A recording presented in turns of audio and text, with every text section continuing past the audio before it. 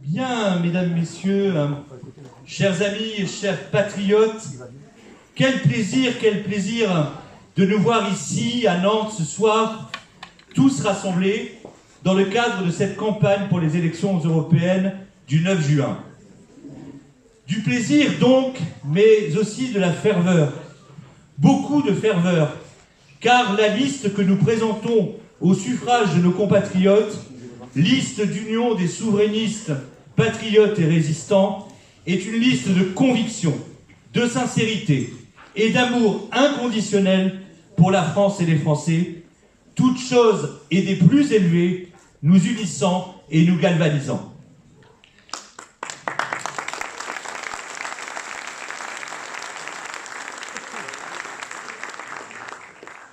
Et nous avons la joie d'en recevoir ce soir ici à Nantes les 3 premiers colistiers que nous allons tout à l'heure entendre et auxquels je vous demande par vos applaudissements de faire le plus enthousiaste des accueils.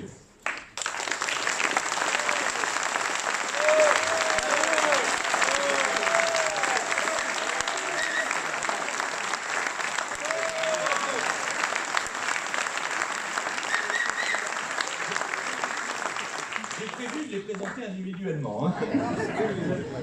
Le président de VIA, la voix du peuple, un homme dont la rectitude morale et plus généralement celle de l'ensemble des engagements publics n'est plus à démontrer, je vous demande d'applaudir Jean-Frédéric Poisson.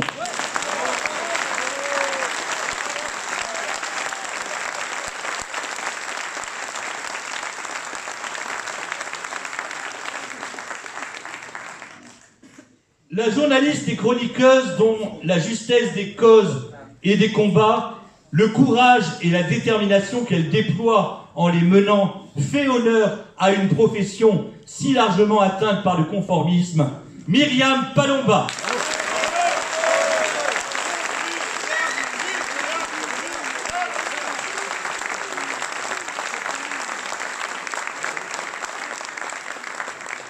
Et bien sûr, notre tête de liste, l'inébranlable promoteur du Frexit, l'infatigable pourfendeur de l'oligarchie mondialiste et défenseur résolu de nos libertés de peuple comme de nos libertés individuelles. Heureux, cher président, cher Florian, de te recevoir à nouveau à Nantes, Florian Philippot.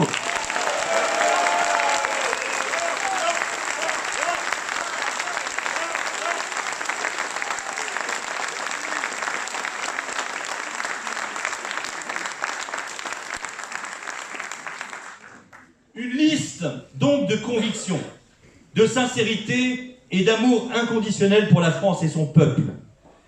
De conviction d'abord, car nous sommes pleinement assurés des diagnostics que nous posons sur une situation nationale autant qu'internationale que nous voulons radicalement changer, tant elle provoque la relégation de la France, la menace de sa dissolution et de son effacement, et entraîne toujours davantage l'effondrement du niveau de vie des Français les moins favorisés, ceux qui, les plus nombreux, ne tirent pas profit, bien au contraire, de l'euro-mondialisation.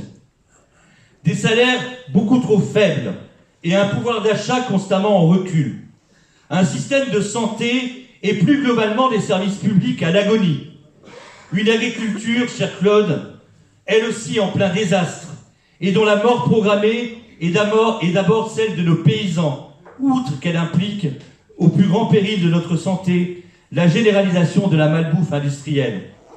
Une immigration massive et incontrôlée, dont le coût social est exorbitant et les conséquences sécuritaires font craindre le pire pour l'avenir. Mayotte et de plus en plus de territoires métropolitains en constituant les signes avant-coureurs. Et comme si ce n'était pas suffisant, des conflits armés majeurs déjà à nos portes et portant les menaces d'une dévastation planétaire.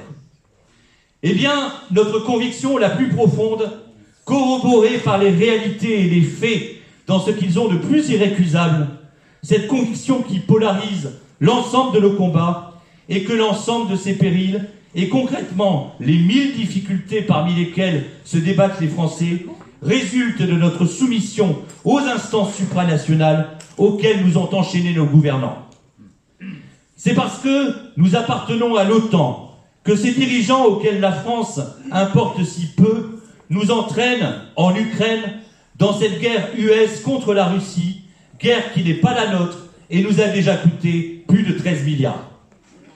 C'est parce que nous sommes soumis au traité de l'Union européenne et appartenons à Schengen et à la CEDH que nous est infligée une immigration devenue pourtant largement insupportable, laquelle fracture dangereusement la société en laissant présager des conflits majeurs. C'est parce qu'à la fois nous subissons le carcan de l'euro, monnaie foncièrement inadaptée à notre économie, et qu'en tant que deuxième économie de l'Union, nous contribuons en pure perte à son budget à hauteur de 15 milliards annuels. Qu'en sera-t-il d'ailleurs si la Macédoine du Nord, le Monténégro, l'Albanie, la Moldavie et l'Ukraine et d'autres venaient à entrer dans l'Union?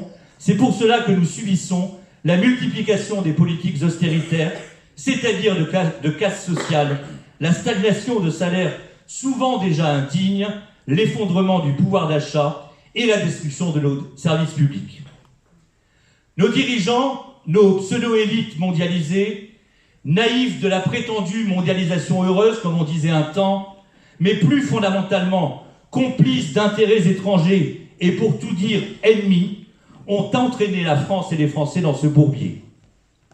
Nous, au contraire, eh bien, nous voulons en sortir sine die, en quittant l'OTAN, la CEDH, l'UE, l'euro et toutes ces instances supranationales qui agissent contre nos intérêts nationaux, parfois les plus élémentaires.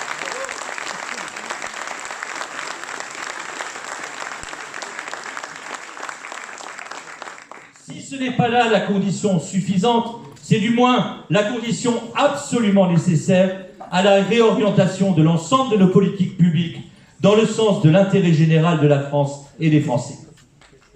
Notre liste, l'Europe, ça suffit, est ensuite une liste de sincérité. D'abord parce que la force inébranlable de nos convictions interdit par nécessité qu'elle puisse être à géométrie variable. La politique telle que nous la pratiquons est la politique avec un grand P, à l'opposé de la petite politicaillerie opportuniste en quête coûte que coûte de mandats et d'indemnités, d'honneur et de prébendes. Oui, je désigne nommément ceux prêts à tous les retournements et reniements pour épouser les mouvements forcément transitoires de l'opinion tels que mesurés par les sondages, jusqu'à, fait notoirement consternant, renoncer au Frexit public ou caché, pour citer Bardella 2024, celui d'après le jeune Bardella 2017 que j'ai bien connu et dont la candidate du même parti proclamait alors que 80% de son programme était inapplicable sans sortie préalable de l'Union européenne. Notons d'ailleurs que 56% de l'électorat de Bardella actuel, serait, selon un sondage récent, partisan du Frexit, que ces électeurs en tirent donc les conséquences qui s'imposent. A contrario, nous sommes, nous, d'une exemplaire sincérité, car non seulement nous refusons d'entrer dans le jeu des oppositions factices, mais n'hésitons pas à dénoncer les règles d'un jeu lui-même profondément factice et jusqu'au jeu pipé de part en part qu'est cette élection européenne.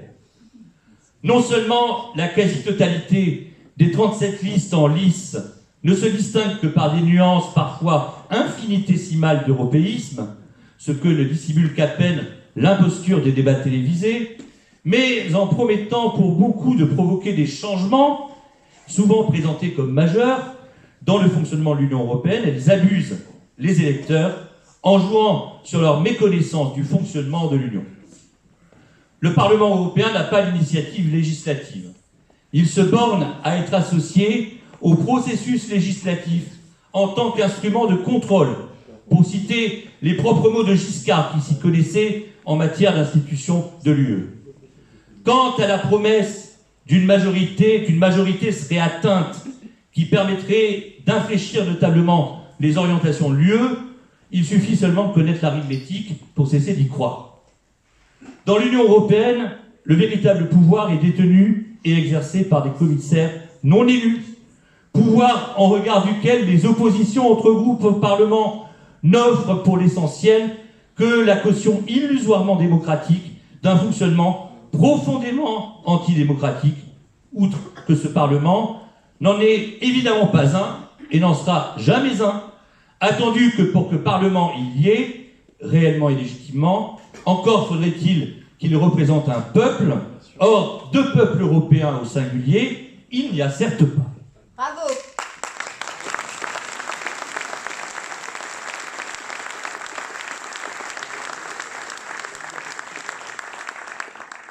Notre liste, l'Europe ça suffit, est enfin une liste d'amour de la France et des Français. À ce titre, et malgré le jeu de dupes que constitue cette élection, le fait que nous en soyons partie prenante ne relève d'aucune contradiction, bien au contraire. Participer à l'élection européenne est pour nous un impératif politique absolu, impératif de donner sa revanche à la volonté populaire qui s'était exprimée par la voie du référendum il y a 19 ans presque jour pour jour, le 25 mai 2005, en opposant un non franc et massif au traité constitutionnel européen. Volonté populaire trahie, bafouée, victime d'un véritable viol de la démocratie, perpétré 3 ans plus tard par Sarkozy, lequel faisait ratifier, on s'en souvient, par la voie parlementaire le traité de Lisbonne qui reprenait l'essentiel des dispositions du texte rejeté. Participer à l'élection européenne répond, pour nous, à l'impératif de porter démocratiquement la voix de ces millions de Français, près d'un tiers du corps civique selon un sondage récent, qui, 19 ans après, non seulement rejette le fonctionnement de l'Union européenne, mais affirme, sans ambiguïté, aspirer au Frexit. Ce chiffre ne pouvant qu'heureusement surprendre d'ailleurs, tant tout est fait par l'oligarchie mondialiste pour étouffer toute critique quelque peu offensive de l'Union européenne, et bien sûr jusqu'au débat qui pourrait porter sur cette question majeure, en invisibilisant quiconque s'aventurerait à le prôner, et en allant jusqu'à prévoir des procédures de censure, notamment numériques, à grande échelle.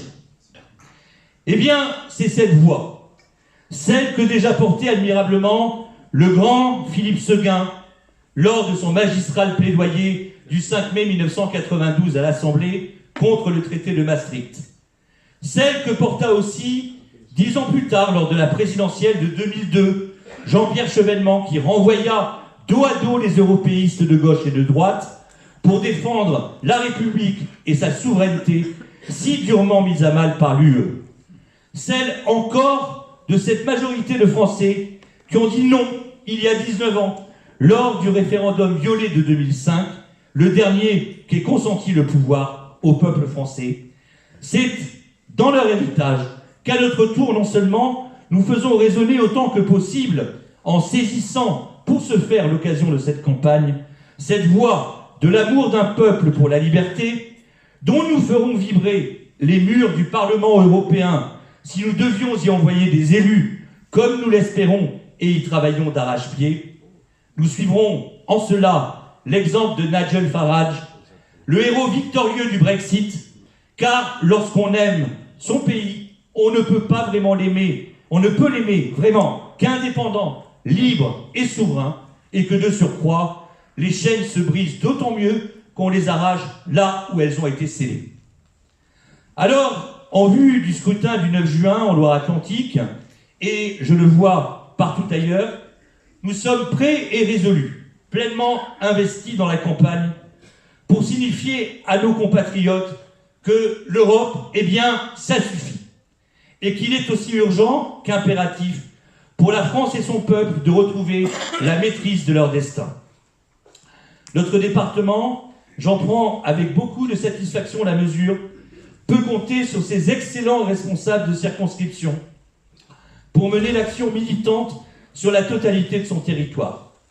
Valentin d'Amoneville sur Nantes-Centre et l'immédiat Sud-Loire, Monique Le Seurre sur le Vignoble, Joël Échappé sur le pays de Ré, Yawen Fleury sur Saint-Nazaire et ses alentours, Yves Rina sur le pays de la Baule, Willy Laurent sur celui de Carquefou et Claude Leblé que nous allons entendre tout à l'heure sur la grande circonscription rurale du nord du département.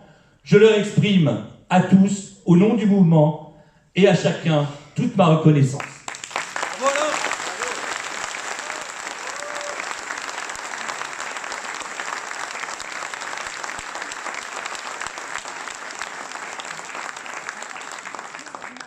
Cette réunion publique est d'ailleurs l'occasion, mesdames, messieurs, pour vous suggérer, n'hésitez pas, si vous souhaitez vous porter volontaire pour leur prêter main forte, à vous signaler auprès d'eux ou auprès de moi-même.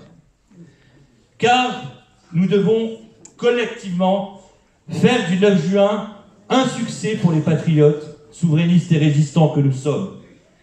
Et nous devons surtout faire gagner la France et les Français. Vive Florian Philippot! Vive la République! Vive la France libre!